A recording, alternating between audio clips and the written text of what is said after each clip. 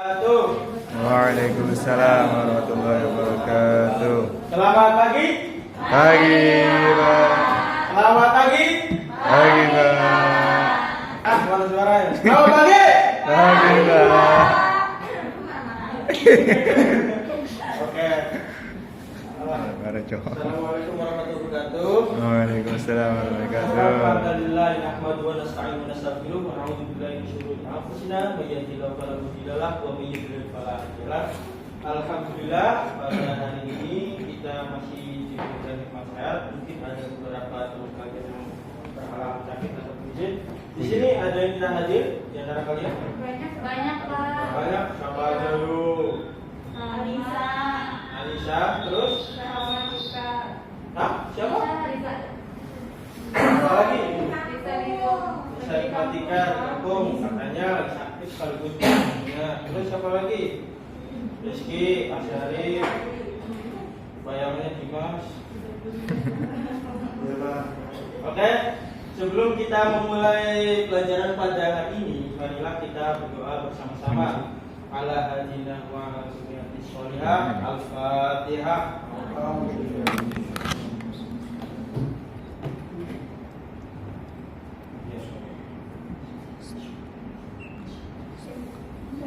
Amin amin. Semoga ilmu yang kita pelajari hari ini sama bermanfaat di kemudian hari. Baik, anak-anak, pada hari ini kita akan belajar mengenai sholat berjamaah. Lanjut ya. Nah, pengertian sholat dari segi pelaksanaannya dibagi menjadi dua macam. Apa saja itu? Ada yang tahu? Salat fardu, salat sunnah, Pak. Dari segi pelaksanaannya. Yang pertama, Munfaridah. sholat munfaridah. Sholat munfaridah artinya Salat sendiri. sholat sendirian. Kemudian yang kedua adalah sholat Salat jombloan. dari sini kelihatan enggak? Yang dari situ. Sholat jamaah. Yang berarti sholat yang terdiri dari dua orang atau lebih, yakni imam dan sang makmum. Imam adalah orang yang memimpin sholat jamaah tersebut. Kemudian makmum adalah orang yang mengikuti sang imam. Tuh, seperti gambarnya tuh. Ini siapa nih? Nggak tahu. Adik aku. Kemudian apa dasar hukum sholat berjamaah? Nih, kita bisa ambil dari salah satu dalil sholat berjamaah itu terdapat dalam hadis Nabi yang menjelaskan bagaimana keutamaan atau fadilahnya. Yakni sholat berjamaah itu lebih utama 20 derajat kedudukannya di sisi Allah Subhanahu wa taala daripada sholat sendirian. Maka dari itu anak-anak, utamakanlah kalian sholat jamaah jika sesempat mungkin. Jangan ada jamaah di rumah atau di masjid, utamakan kalian berjamaah. Karena ini lebih utama 27 derajat. 27 bagi 1 besaran mana anak? 27.000 sama 1.000 gedean mana anak? 1.000 dapat apa 1.000? Kalau beli dapat apa? Kalau dapat permen. Kalau 27.000 dapat apa? Bakso, cilok, seblak. Nah, tahu sendiri kan? Maka kalian utamakan yang lebih utama, yakni yang 27 derajat. Kemudian imam dan makmum. Syarat sah imam. Yang pertama harus Islam. Ini kan kewajibannya orang Islam. Maka dari itu sah imam wajib beragama Islam. Kalau orang misalkan orang Kristen atau non Muslim yang lainnya jadi imam, maka sholatnya tidak sah, sholat berjamaahnya. Kemudian yang kedua berakal. Yang pastinya sang imam harus berakal. Masa orang gila imamin gitu. Kemudian mumayyiz, mengerti mana yang benar dan salah. Apa maksud mumayyiz di sini? Ada yang tahu Lela? Mumayyiz di sini mananya apa? Mengerti mana yang benar dan salah? Itu maksudnya apa? Ayo Lela, fokus. Ya kalau beli aku pasti ya. Jadi makna mumayyiz ini mengerti mana yang benar dan salah. Ketika anak biasanya seseorang nih, seorang imam atau orang yang berakal itu pasti mengerti yang mana yang benar dan salah. Misalkan mencuri itu salah atau benar mencuri? Salah. Terus mencopet salah atau benar? Salah. Sedekah benar atau salah? Benar dong. Benar. Oke, lanjut. Berarti sudah paham ya membaca itu apa? Kemudian syarat sah imam. Laki-laki jika makmumnya laki-laki dan perempuan, tentunya juga lengkap. Utamakan laki-laki. Jika makmumnya perempuan, ada perempuan semua dan yang ada di situ adalah perempuan, maka perempuan. Terus tidak berhadas kecil dan berhadas besar. Ngerti berhadasnya? Dalam keadaan kotor, misalkan ada yang berhadas gede ataupun kecil. Yang berhadas kecil misalkan bakal bunyinya ataupun habis, ya itu tahu. Terus tahu rukun sholat dan punya bacaan bagus. Sang imam harus paham rukun sholat, terdiri dari niat, salam, takbiratul ihram dan lain-lainnya. Harus tahu itu benar dan punya bacaan bagus. Di sini bacaan bagus yang dimaksudnya adalah apa? Bacaannya harus bagus kah? Harus ahli qiraah kah? Bacaan yang bagus yang gimana yang dimaksud? Benar tajwidnya, Pak. Bacaan yang tartil dan diutamakan juga yang bagus juga lantunan. Kemudian tidak menempatkan pada posisi makmum karena tidak imam. Maksudnya adalah imam menempatkan posisinya di depan, bukan posisi makmum, dan dia juga menyiapkan diri menjadi imam. Lanjut ke syarat sah makmum. Nih, kalian harus tahu nih, yang jadi makmum, yang laki-laki jadi imam. Yang pertama, berniat jadi makmum terhadap imam. Biasanya dalam niat gimana? Sholli fardhu sholli. Ayo, sholat enggak? Ayo, gimana niatnya? Kalau kita jadi makmum, sholli fardhu sholli rakaataini ma'al qunuti. Kan subuh. Nggak tahu. Ada gituannya. Oh, oke. Lanjut. Beda niat, Pak. Itu dalam masalah furuknya doang, dalam cabangnya doang. Adapun adanya kunut atau tidak itu tergantung kalian masing-masing. Kemudian yang kedua sama dengan syarat sahnya imam, yakni seorang Islam. Kemudian berakal. Makmum kalau nggak berakal otomatis nggak bisa ngikutin imam. KPDW. Ketika KPDW nggak? Ketika KPDW nggak apa? Nih makmum kalau nggak berakal otomatis nggak bisa ngikutin imam. Iya. Makanya dia itu nantinya jadi KPDW. Oh iya, maunya sendiri, Pak. Nah, betul. Kemudian sama seperti imam juga mumayyiz, jadi mengerti mana yang benar dan mana yang salah. Meyakini imam tidak sedang sholat bodoh. Dalam arti gini, kan biasanya kalau dalam perjalanan atau dalam suatu masjid ada orang yang berniat bodoh. Nah, kita harus yakin imam ini sebenarnya lagi sholat bodoh apa lagi sholat fardu ain, maksudnya lagi adaan. Bukan kodoan, ngerti nggak? Kan dalam sholat ada adaan, ada kodoan. Nah, sang makmum harus meyakini apakah itu lagi adaan ataupun kodoan. Harus benar-benar yakin. Jangan habis iqomah kan pasti adaan, maka itu pasti asal. Kemudian satu mazhab dalam imam yang sama. Kenapa harus satu mazhab? Karena dalam pelaksanaan sholat sendiri itu ada mazhabnya masing-masing. Ada mazhab siapa aja? Imam Maliki, Syafi'i, Hambali, Maliki. Ada apa? Biasanya mayoritas orang Indonesia menggunakan Imam Syafi'i. Oke, lanjut. Tidak lebih maju dari posisi imam. Berarti enggak? Berarti kan? Masa ya sama mungkin otomatis kan saling mengikuti. Masa ya harus posisinya lebih maju daripada sang imam. Makanya harus lebih belakang. Biasanya kalau misalkan 2 orang itu di samping atau di belakang. Kemudian memperhatikan bacaan, gerakan dan perbuatan imam. Sang makmum harus paham, maksudnya memperhatikan bacaan. ketika walau qolim jawab amin. Ketika rukuk berarti sang makmum harus mengikuti sang imam. Kemudian mengikuti gerakan imam dari awal hingga akhir. Dari salam sampai dari takbiratul ihram sampai Salam. Oke, lanjut ya. Masih semangat kan nih? Oke, untuk sekarang kita dulu sedikit. Semuanya berdiri. Halo. Semuanya berdiri. Ayo. Ayo berdiri.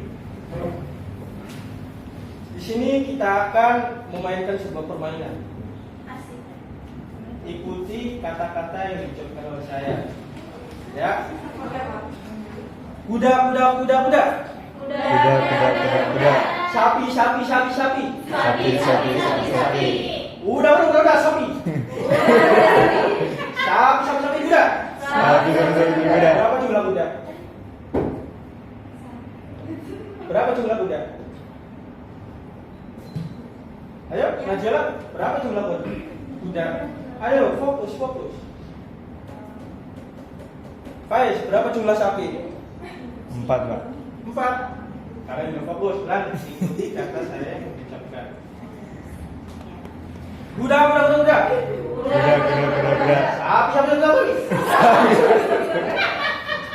Kuda. Sapi. Kuda, sapi. Sapi, kuda. Sapi. Berapa jumlah kuda? 10, Pak. Salah. Berapa jumlah sapi? Jumlah yang mana, Pak? Ya, betul. Kalau fokus, kalian pasti paham maksud saya. Ikuti yang diucapkan oleh saya. Ulangi ya. Sekali lagi. Kuda.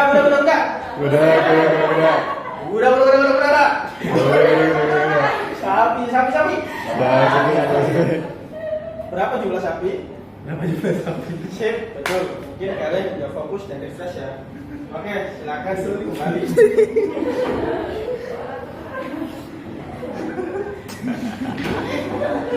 Oke, sekarang fokus kembali ke pelajaran. Mengingatkan imam yang lupa. Nih, makmum laki-laki.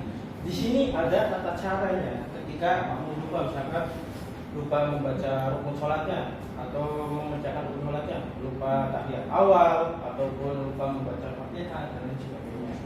Nih tata caranya. Makmum laki-laki membaca tasbih dengan niat. Syaratnya ini dengan niat dzikir dan mengingatkan. Harus adanya dzikir dan mengingatkan.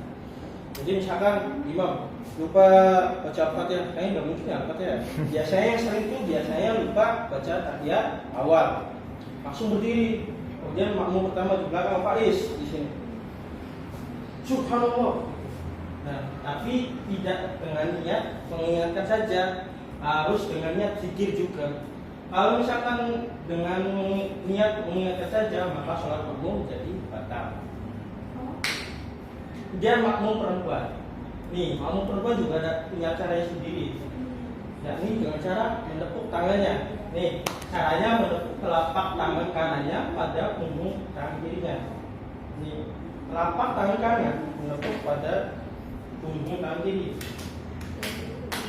Ya, nggak boleh diam, apalagi cuci kaki. Nggak boleh. Ingat, hanya begini cara. Karena dalam sholat suara perempuan masuk. Lanjut, hikmah sholat berjamaah. Nah, dari sini ada yang tahu hikmahnya sholat berjamaah?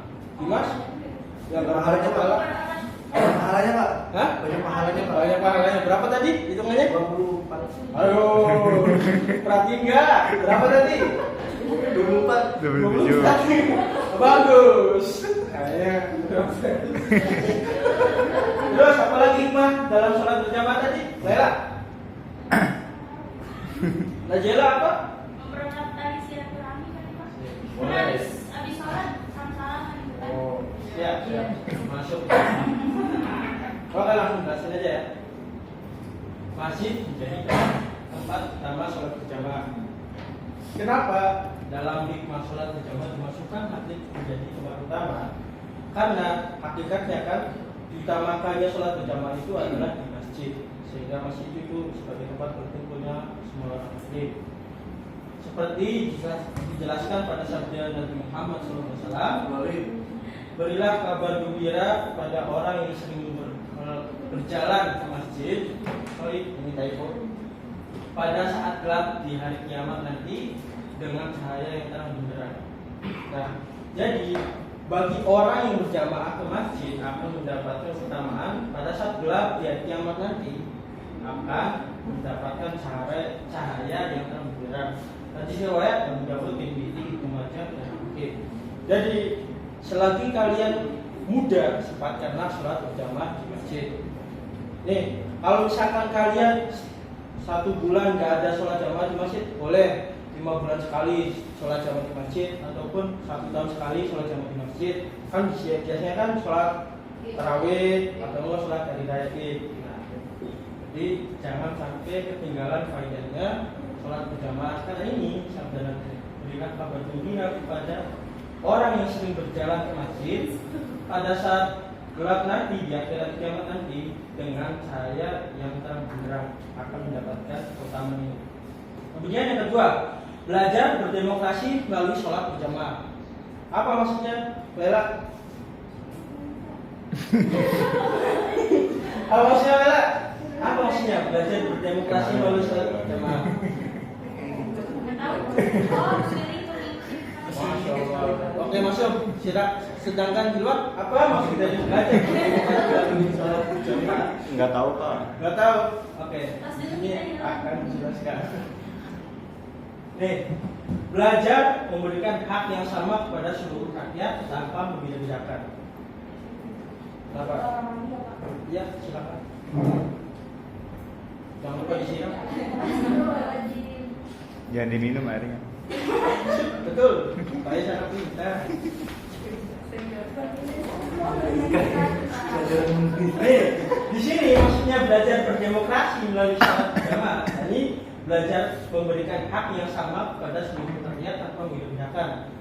Orang muslim di situ berkumpul, kaya yang miskin semuanya bersolat berjamaah. Imam juga nggak mungkin kan harus orang kaya atau bukan apa.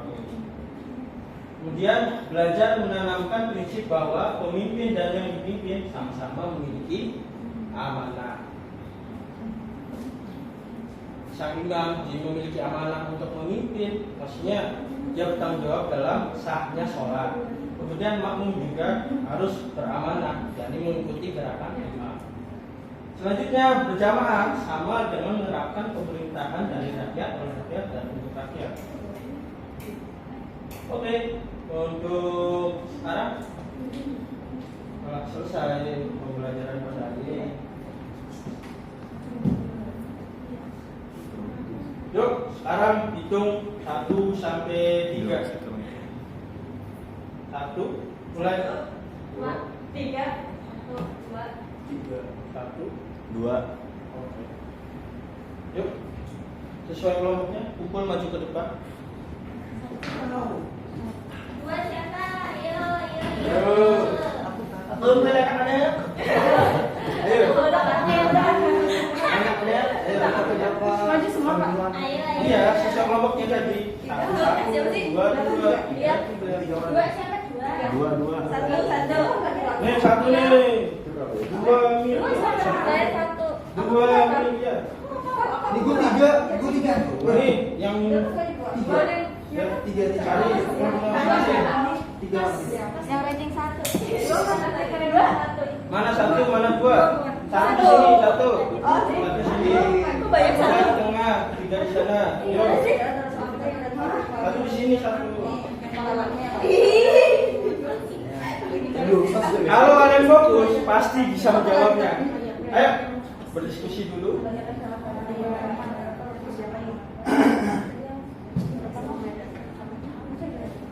Oke? Kasih waktu 10 detik. 1, 2, Talasa 4, 5, 6, 7, Betul, enggak sepakat. Oh, Iya. iya.